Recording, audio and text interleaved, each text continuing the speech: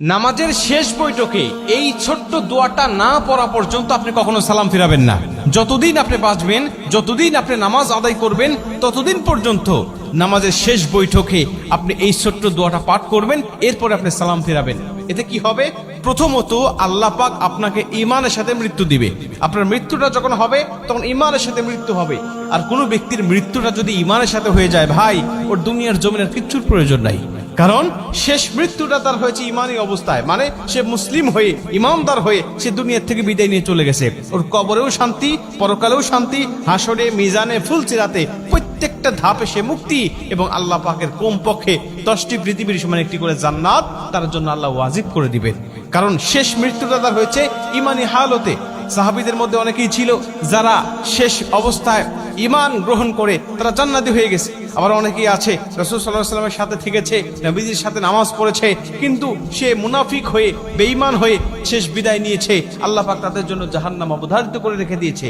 ঠিক তেমনি ভাবে মানুষের শেষ অবস্থাকে আল্লাহ পাক বিবেচনা করে। ঈমানদার হয়ে মৃত্যুবরণ করতে পারলে তার জীবনের কিচ্ছু প্রয়োজন নাই।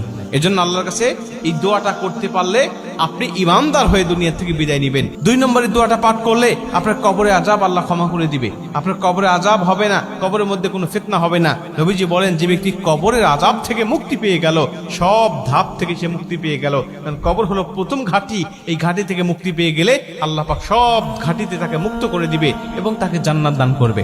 এবং 3 নম্বর হলো আল্লাহ জাহান্নামের আযাব থেকে, জাহান্নামের কষ্ট থেকে, জাহান্নামের পীড়া থেকে আল্লাহ তাকে মুক্তি দান করবেন। এবং 4 নম্বর হলো দাজ্জালের ফিতনা থেকে আল্লাহ পাক তাকে হেফাজত করবেন। ভাই, দাজ্জালের ফিতনা হলো পৃথিবীতে আদম আলাইহিস সালাতু ওয়াস সালাম থেকে শুরু করে নিয়ে আমাদের নবী মুহাম্মদ রাসূলুল্লাহ সাল্লাল্লাহু আলাইহি ওয়াসাল্লাম পর্যন্ত যত নবী রাসূল এসেছে, সমস্ত নবী রাসূল এই দাজ্জালের ফিতনা থেকে তার উম্মতকে সতর্ক করেছে। সমস্ত নবী রাসূল তার উম্মতকে বলেছে, দাজ্জালের ফিতনা নামক একটা ফিতনা দুনিয়ার জমিনে আসবে।